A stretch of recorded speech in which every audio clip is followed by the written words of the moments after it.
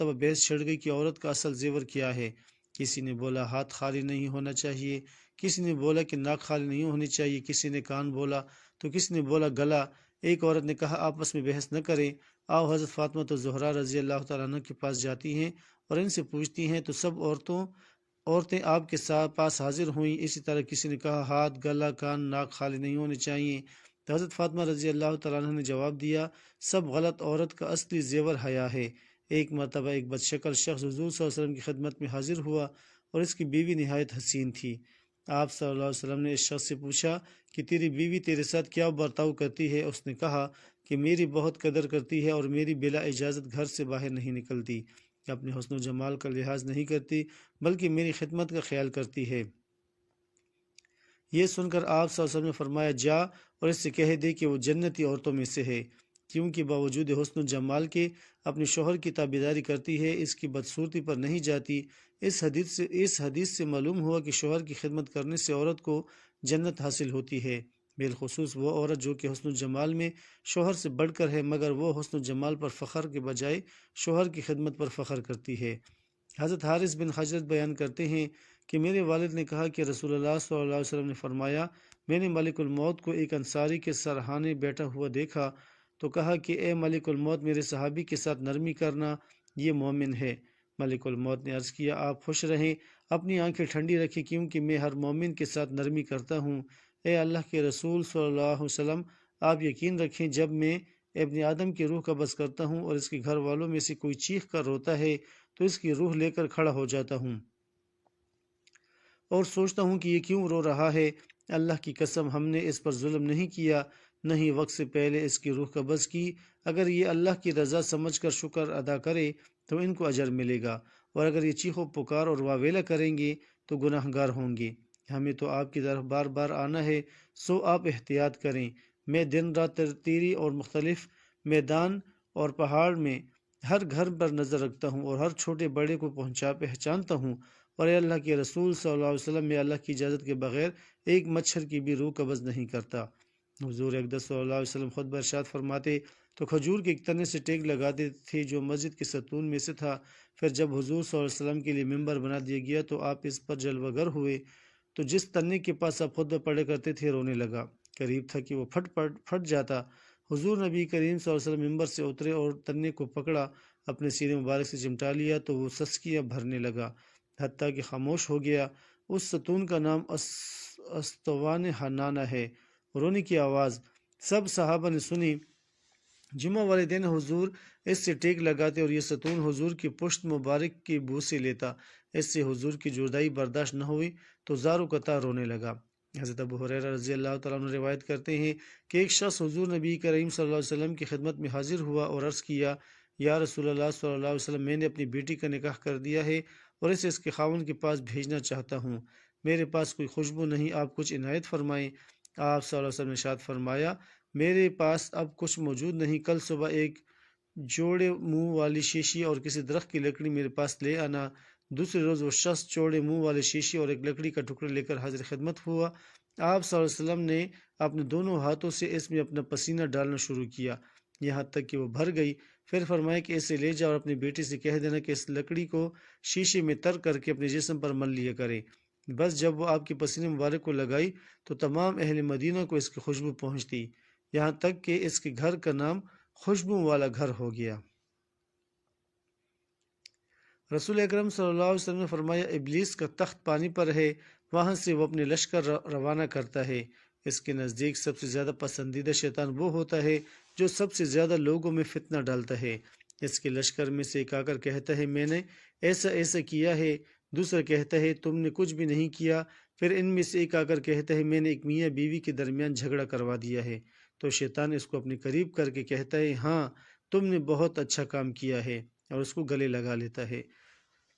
طوفان نوح گزر جانے کے بعد جب حضرت نوح علیہ السلام کی کشتی جو پہاڑی پر پہنچی کر ٹھہر گئی تو حضرت نوح علیہ السلام نے روئی زمین کو خبر لانے کے لیے کبوتر کو بھیجا، تو وہ زمین پر نہیں اترا بلکہ ملک سبا سے زیتون کی ایک پتی چونچ میں لے کر آ گیا۔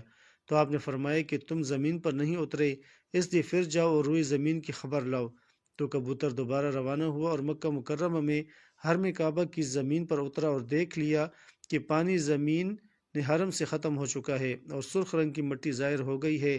کبوتر کے دونوں پاؤں سرخ مٹی سے رنگین ہو گئے اور وہ اسی حالت میں حضرت نوح علیہ السلام کے پاس واپس آ گیا اور عرض کیا کہ اے خدا کے پیغمبر، آپ میرے گلے میں ایک خوبصورت طوق عطا فرمائیے اور میرے پاؤں میں سرخ خیزاب مرحمت فرمائیے اور مجھے زمین حرم میں سکونت کا شرف عطا فرمائیے۔ چنانچہ حضرت نوح علیہ السلام نے کبوتر کے سر پر دست شفقت پھیرا اور اس کے لیے یہ دعا فرما دی کہ اس کے گلے میں دھاری کا ایک خوبصورت بار پڑے رہے اور اس کے پاؤں سرخ ہو جائیں اور اس کی نسل میں خیر و برکت رہے اور اس کو زمین حرم میں سکونت کا شرف ملے۔ چنانچہ حضرت نوح علیہ السلام کی دعا قبول ہوئی اور کبوتر کا پاؤں ہمیشہ کے لیے سرخ ہو گیا۔ حافظ ابن کثیر اور حافظ ابن عساکر رحمۃ اللہ علیہ عبداللہ بن حذافہ کا واقعہ بیان کرتے ہیں کہ آپ کو رومی کافروں نے قید کر لیا اور اپنے بادشاہ کے پاس پہنچا دیا۔ بادشاہ نے آپ سے کہا کہ تم نصرانی بن جاؤ، میں تمہیں اپنے راج پاٹ میں شریک کر لیتا ہوں اور اپنی شہزادی کو تمہارے نکاح میں دیتا ہوں۔ عبداللہ بن حذافہ نے جواب دیا کہ اگر تم مجھے اپنی بادشاہ دے دو اور تمام عرب کا راج بھی مجھے سونپ دو اور یہ چاہے کہ میں ایک آنکھ چھپکنے کے برابر بھی اپنی دین محمدی صلی اللہ علیہ وسلم سے پھر جاؤں تو یہ بھی ناممکن ہے۔ بادشاہ نے کہا کہ پھر تجھے قتل کر دوں گا۔ حضرت عبداللہ بن حذیفہ رضی اللہ تعالیٰ نے جواب دیا کہ ہاں، یہ تجھے اختیار ہے۔ چنانچہ اسی وقت بادشاہ نے حکم دیا اور انہیں صلیب پر چڑھا دیا اور تیر اندازوں نے قریب سے بحکم بادشاہ کے ہاتھ پاؤں اور جسم کو چھیدنا شروع کر دیا۔ بار بار کہا جاتا کہ اب بھی نصرانیت قبول کر لو اور آپ پورے صبر استقلال سے فرماتے جا رہے تھے کہ ہرگز نہیں۔ آخر بادشاہ نے طرح طرح کی اذیتیں پہنچائی لیکن پھر بھی اپنے ایمان پر بنے رہے۔ بالآخر بادشاہ کی بھٹی میں چڑھانے کا حکم دیا اور بھٹی میں لے گئے تو عبداللہ بن حذافہ کی آنکھوں سے آنسو نکل پڑے۔ تو بادشاہ نے کہا کہ اتنی اذیتیں دی گئیں لیکن اپنے دین محمدی میں ڈٹے رہے اور اب یہ آنسو کیسے؟ تو عبداللہ بن حذافہ نے فرمایا کہ آج ایک ہی جان ہے جسے راہ خدا میں قربان کر رہا ہوں، کاش میرے پاس ہزاروں جانیں ہوتی تو قربان کر دیتا۔ حضرت مالک بن دینار ایک مرتبہ بازار تشریف لے کر حسن اتفاق سے ایک وقت سامنے سے بادشاہ سلامت کی سواری آ رہی تھی۔ سواری کو راستہ دلوانے کے لیے پہرہ دار لوگوں کو ادھر ادھر ہٹانے کے لیے ایک شور بلند کیا۔ حضرت مالک بن دینار رحمۃ اللہ علیہ اس قدر کمزوری محسوس کر رہے تھے کہ انہیں راستے سے ہٹنے میں تھوڑی سی تاخیر ہو گئی۔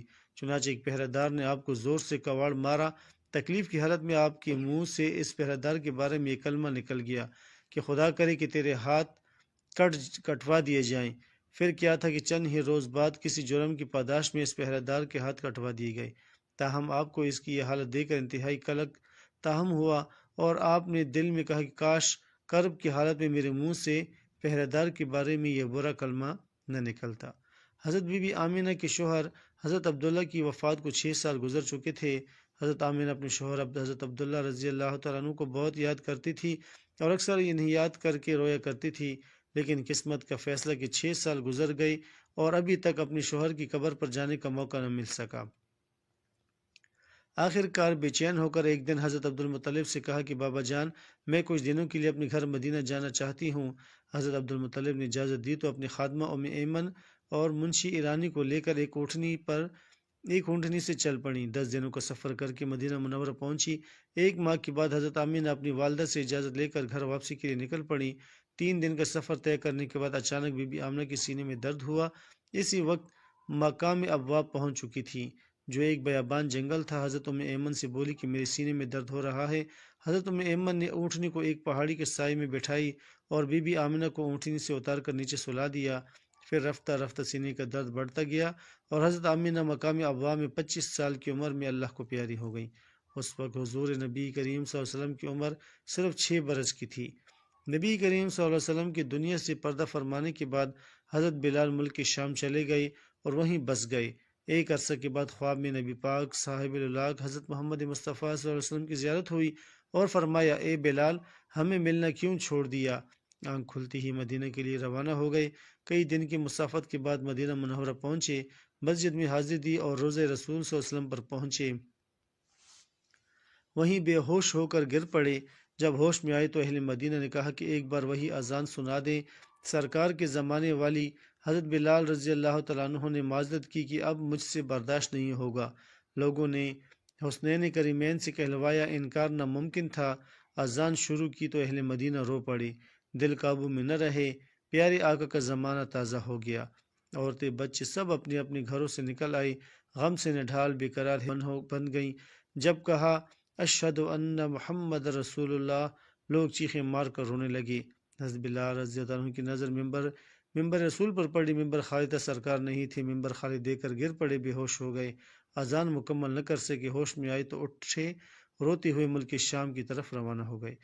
حضرت ابو ہریرہ رضی اللہ عنہ سے روایت ہے کہ رسول خدا صلی اللہ علیہ وسلم نے فرمایا، جس آدمی پر بھی اپنے بھائی دوسرے مسلمان کا اس کی عزت و آبرو سے متعلق یا کسی اور چیز سے متعلق کوئی حق ہو، یعنی اس کی بے عزتی کر کے یا کوئی اور زیادتی کر کے اس پر ظلم کیا ہو، اس کو چاہیے کہ آج ہی دنیا میں ازالہ کر کے حق ادا کر دے، قبل اس کے کہ وہ دن آ جائے جس دن ازالہ کے لیے کسی کے پاس دینار و درہم نہیں ہوں گے، اور ازالے کے لیے اس کی نیکیاں لے کر مظلوم کو دے دی جائیں گی۔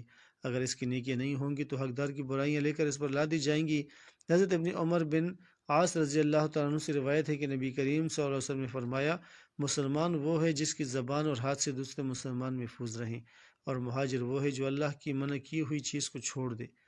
حضرت ابو ذر غفاری رضی اللہ تعالیٰ عنہ سے مروی ہے، فرماتے ہیں ایک دن ایک بوڑھا شخص حضور اکرم صلی اللہ علیہ وسلم کے حجرہ اقدس کے باہر رو رہا تھا، تو اس کے رونے کی آواز آپ صلی اللہ علیہ وسلم نے سنی، تو آپ صلی اللہ علیہ وسلم باہر تشریف لے آئے اور فرمایا، اے شخص کیوں روتا ہے؟ اس شخص نے عرض کیا، یا رسول اللہ صلی اللہ علیہ وسلم، ساری زندگی گناہوں میں گزاری ہے اور عظیم گناہ رکھتا ہوں، اب وقت ہو چکا ہے، اللہ کے عذاب سے ڈرتا ہوں۔ آپ صلی اللہ علیہ وسلم نے فرمایا، تو اور کچھ نہ کر، یہ کلمات پڑھ، اللہ تعالیٰ تیرے گناہ معاف فرمائے گا۔ وہ دعا یہ ہے، اللہم انی ظلمت نفسی ظلما کثیرا ولا یغفر الذنوب الا انت فاغفر لی مغفرۃ من عندک وارحمنی انک انت الغفور الرحیم۔ حضرت خواجہ حسن بصری کے زمانے میں امام ابو عمر رحمۃ اللہ علیہ قرآن پڑھایا کرتے تھے۔ ایک مرتبہ ان کے پاس کوئی شخص قرآن پڑھنے کے لیے آیا، آپ نے اس کو بڑھاپے میں بخل و خیانت کا ارتکاب کیا، اس جرم میں اللہ نے انہیں سارا کلام حکیم بھلا دیا۔ وہ روتے ہوئے خواجہ حسن بصری کے پاس گئے اور سارا معاملہ بیان کیا۔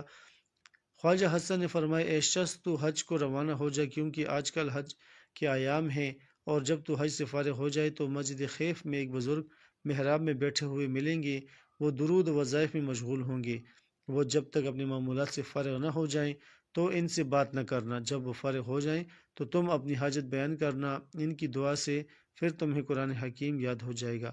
ابو عمر نے خواجہ حسن کے حکم کی تعمیل کی، حج ادا کیا، پھر مسجد خیف پہنچے اور مسجد کے محراب میں ایک بزرگ کو دیکھا، بہت سارے لوگ اس کی گرد بیٹھے ہیں۔